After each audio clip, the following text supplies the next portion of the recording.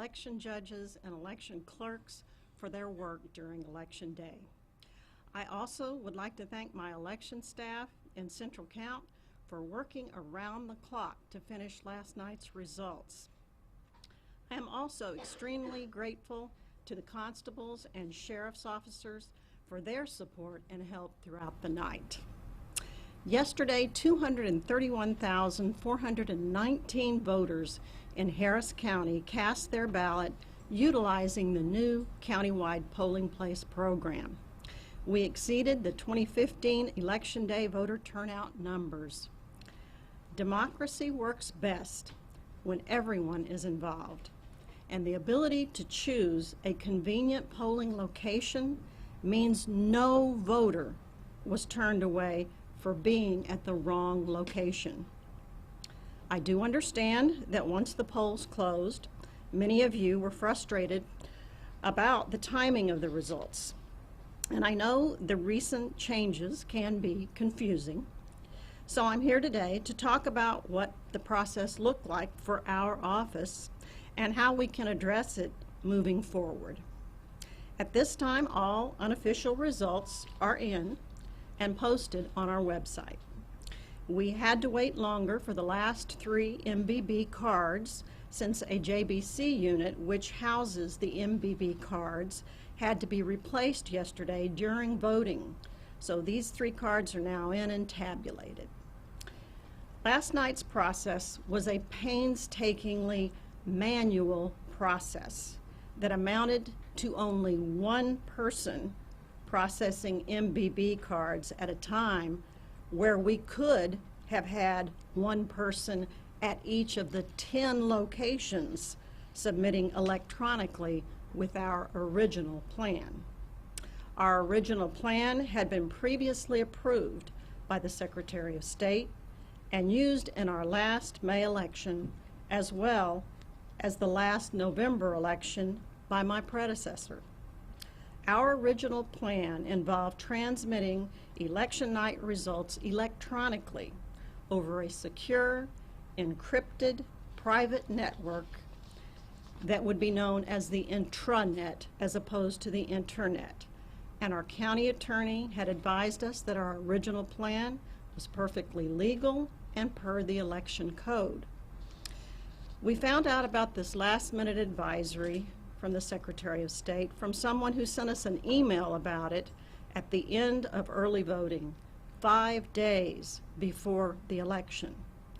But we have, to this date, still never received any communication about the advisory from the Secretary of State. We called to talk to them about it and asked for a waiver since it was such a last-minute advisory, but they refused. The contingency plan that we were forced to use was only meant to be used during a natural disaster or a power outage. With over half of the polling locations still being open past 8 o'clock last night, add in the drive time for judges to the drop-off locations, time for processing and security measures for proper chain of custody transfer to law enforcement, processing and drive time for constables back downtown to Central Count, we did not have the majority of MBB cards in our possession until 2:30 this morning. Going forward, we will be looking at different options to expedite election night returns in future elections while making sure that we adhere to this new Secretary of State advisory. The runoff date for this election will be December 14th. And I have some other important dates I'd like to share with you too. The first day for candidates to file in the March 3rd, 2020 primary will be November 9th, and the last day to file for the primary for candidates will be December 9th. Elections in a county of this size will always require a great deal of planning, strong contingency plans, and public servants who are dedicated to doing things the right way. I am committed to continuing to work to make voting easier and more convenient and having a transparent office. And with that, I will take your questions. Dr. Trautman, what exactly in the October 23rd directive from the Secretary of State was said that led you to believe there was a change that could be made in how you were doing things? Well, as far as the transmitting electronically, and as I said, this had already been approved in our plan that we used in the May election. No problems, no objections. So the state says instead of doing that, you had to do what? You had to use another method that would not use electronic transmission of the intranet or the internet. And did they tell you why? No. So you got MBB. That's Yes. like an SD card? It's a mobile ballot card. They're just little cards like that, and they're fed into a tower where it actually feeds the results into our system. And how many cards total did you deal with? Oh gosh, we probably had about 25 bins like that, and each bin held approximately 30 to 35 cards, and those came in throughout the night. But the concentrated amount that came in the most was probably sometime between 12 and 2:30. And at one point in the night, we were told you guys had 100% of the results in, and then that changed. No, we got that wrong. We received an email, as did the oversight committee, that it was all 100% in, and then no, we got it wrong. So what happened there? I don't know of any email that was sent out for 100%. No. Okay, and we were told in person that as well. So we were wondering about the miscommunication. Do you know who you talked to? The public information officer. No, she's right there, Tanisha Hudsmith. Okay. Dr. Trautman, at one point at around midnight, you sent a tweet saying that media and poll watchers were invited to come and watch the process. Right. At 2:30, a KPRC2 crew was told to leave. Why did that happen? Now, I don't think anyone was told to leave. They were told. Our crew was asked to leave specifically. Again, I don't know who So would have just for said clarity that. purposes, what we told them is Would you that, care to come to the cameras, Tanisha, please? is it okay? Sure, come on. Okay. For communication purposes, we went ahead and gave updates to every media personality that night. So whether you were print, on camera, and just let them know that we did expect the night to go on longer. And so instead of having them just sitting there waiting for the morning half, we did not tell them they had to leave. We told them that Dr. Trautman would not be giving any more updates until the final results tally was in. Until the final results tally was in, no one, I repeat, I have media in this room that was there, was told that they have to go home. We just told them that there would not be another update from the county clerk until the final results were released. It looked as though you were trying to restrict media access by making that request, though. We made our floor available all day to media. We have tracking and loggings of media all day. We also took questions. We gave real-time updates outside of the central count system where people were able to be on camera and get one-on-one interviews, including your station with Dr. Trautman. But no one, I repeat, no one was told that they have to leave. We just wanted to give real-time updates on what the expectations were for a final results tally. And every time we had to do an update, that took the staff off of the job of feeding those cards in. So an update took about 20 to 25 minutes to process. So we just felt after giving those first two, instead of doing, cutting that time even more, let's just go through all of them and then give one final update when we're done. Can you tell us why the drive would have taken so long if polls closed at 7? We had gotten some reports of confusion at some of the satellite centers at the team centers. Can you give us a sense of why the drive, polls closed at 7, why those cards would not have gotten here until 2 in the morning? Sure. As I said, over half of the 757 locations were still open at 8:30. So in other words, people were in line. I would think part of that is because people were in line, that were in line by 7 and there was a line, and maybe it took till 8 o'clock. But part of it, there is a shutdown time, probably of about, depends on the experience of the judge, how long it takes them, sometimes between maybe 15 to 30 minutes. Once they get that paperwork process, it should be, we tried to place those 10 locations within hopefully 6 to 7 miles of most of the judges in those areas. So That shouldn't have taken long at all. But once they get there, there's another processing. All the cards have to be checked there. There has to be a chain of custody transfer between the people at the drop-off location and the law enforcement officers. That does take some time. Then, depending on, where the site was situated, the drive back downtown, that could easily take time. We've had Dr. a lot of Trautman, people probably at the top 13 question we're getting from our viewers Yes. is why did the Secretary of State do this? Can you talk about any conversations that you've had either with the Secretary of State or the staff there and what they've told you as far as why they made this change? I've not spoken directly with them. Our Director of Elections, Michael Wynn, has, but no answers whatsoever. When was We that asked, conver- we asked for the waiver before the election day. Once we saw that last Thursday, we said, what's going on? Why so late? They said, well, this is the law. Why wasn't it the law in the May election or the last November election? Why did it just now become the law? And why did you give us successful status approval in August for this plan as well? And they didn't have any kind of response to that. No. What did they tell you? They just said, this is the advisory, that's it. And you saw the advisory was dated October the 23rd. However, that was 2 days into early voting, but again, it did not come to us. It was not sent in an email. We looked at all of our email history, nothing was received. And we do get lots of emails from the Secretary of State, but not that. It was only because someone showed us this and said, I think you should see this. And who was that? I'm not sure who that was. It was an email from someone from the outside, so. There's a lot of speculation online that this could be politically motivated. Do you think this was a political move by the Secretary of State? It's very hard to determine that. I don't want to get into a back and forth with that. And there's a lot of, incorrect information out there right now about what happened last night. And that's why I'm here today, to let you know exactly what happened last night and what we went through because of this last-minute change. It was certainly not something we wanted to do. And we certainly never want to turn away the media.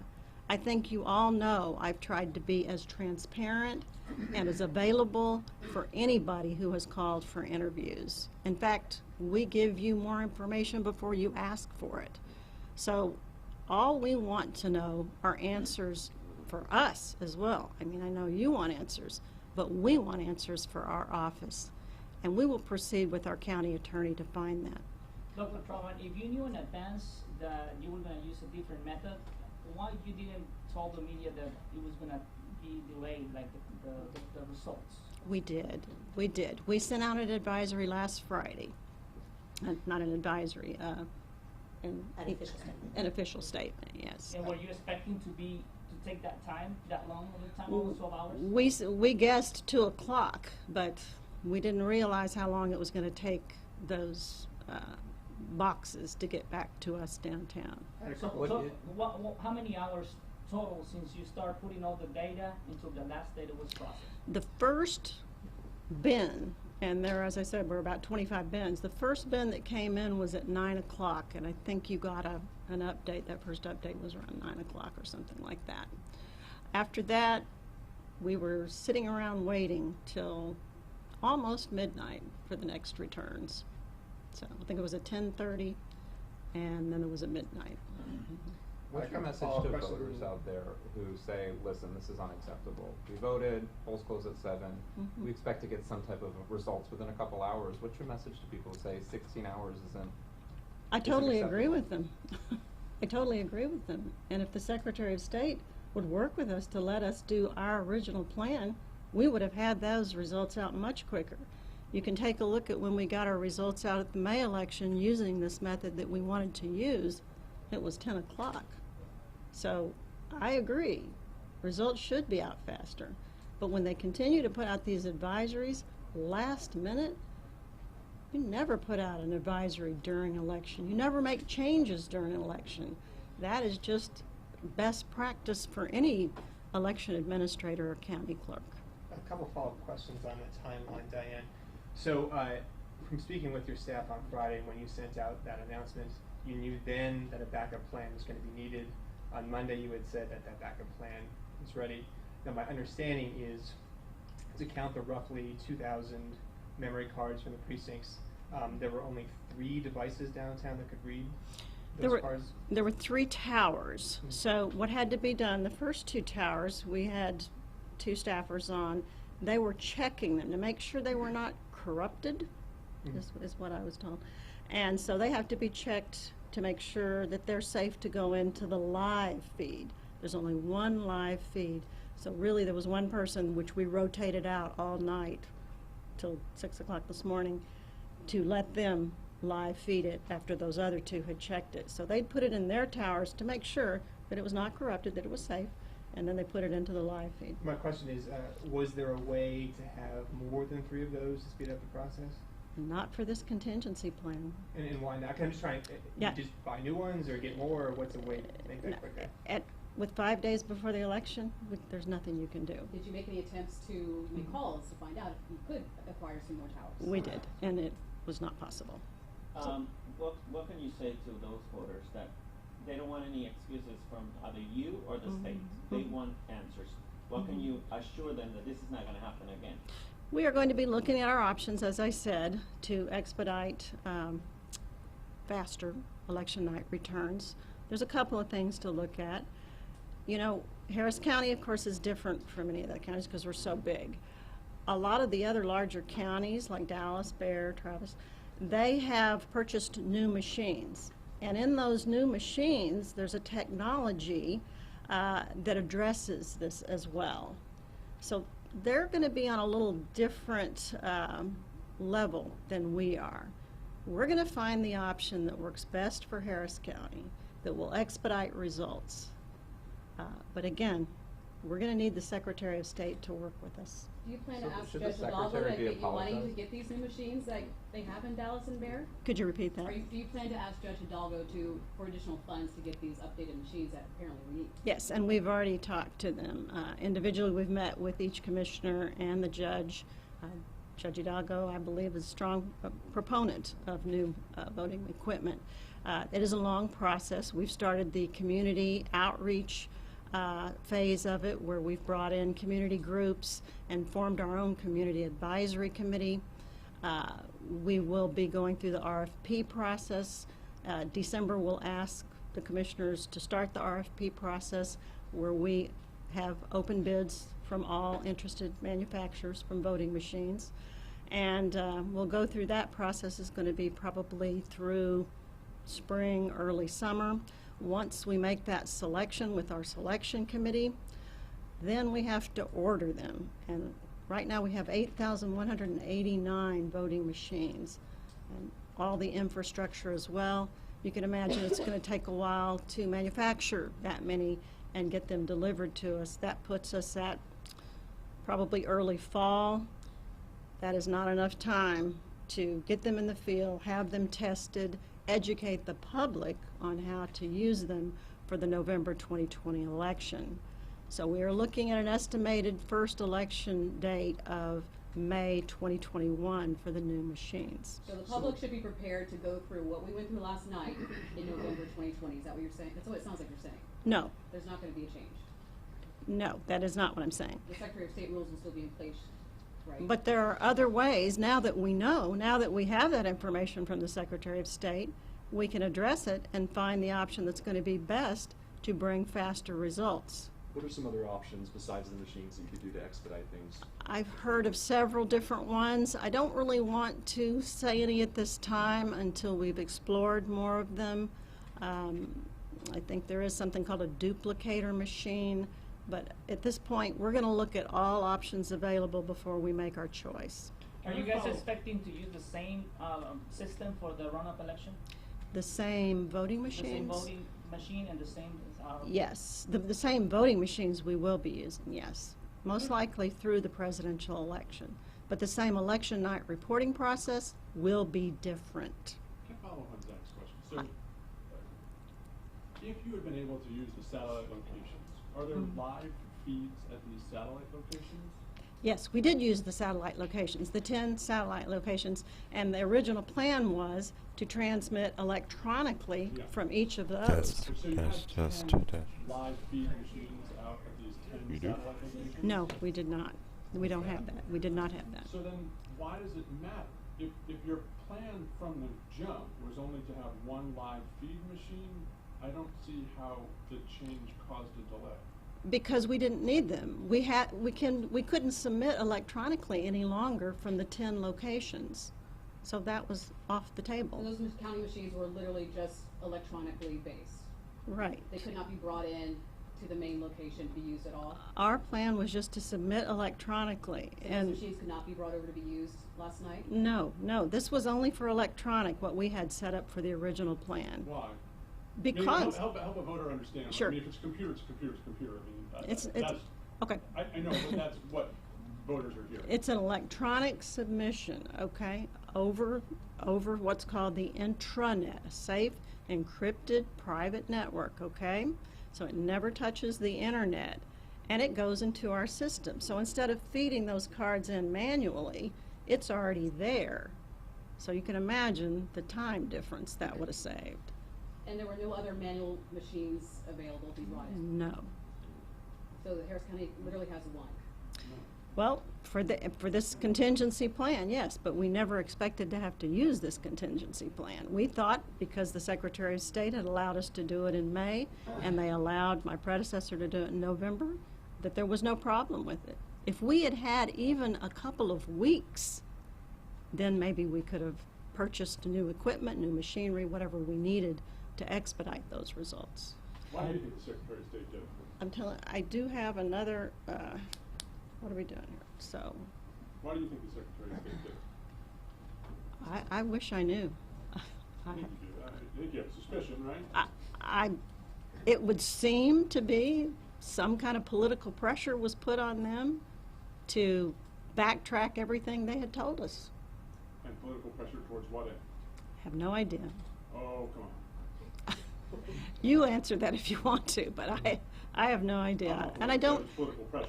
You think I'm this is a Republican not effort to make a interested, Democrat I'm not vote like that? interested in getting into a political back and forth. That's not what this meeting here today is about. And that is a question for the Secretary of State. You might ask them. Do you think this method was more secure rather than sending this over the airwaves? The method we used last night? Yes. It was the best contingency plan we could come up with 5 days' notice, but no, I believe that our original plan was completely safe. Our IT department did, our Universal Services County IT department did, as well as our county attorneys. It's a presidential election next year, huge turnout. It would safe to say you guys have a lot of figuring out to do before then? We do, but first we're going to look at this runoff, and we're going to get faster results, and we'll use a different plan. It will not be the contingency plan we used last night. I have one quick additional technical question, and thank you, because this is complicated, and Sure. I understand. I did call Stan earlier today, because you had said in your announcement overnight that you're using the same reporting system, 1 and 2, that Stan used last November. He told me, no, that's not true. We had used a phone modem system to report those from the outside downtown, and you're using... It was you an want to- electronic submission, So- regardless, so it's So the you think same. that's the same thing? It's pretty close to the same thing, yes. And I can tell you that all of his staff that are still here said that he did the same thing. So I'm going by that. I was So looking. everyone, we thank you for your time. We are literally on fumes. No, Dr. Trautman has had no sleep, literally. So we thank you for your time, for being here. We're going to go ahead and wrap up, and that's all we have for now. If there are any additional statements, information that we can provide, please know that we will send them directly to every news desk. Information over the course of the next couple of days. We will also provide updates on our plan for the December runoff for election night returns. I don't know what our plans are if we'll do a meeting, but we will brief all news media outlets on the election night system for returns for the December runoff. Thank you all very much. And I did have total turnout numbers in the percentage too. So we had a total turnout for this election of 388,648, which was a 16.7% turnout.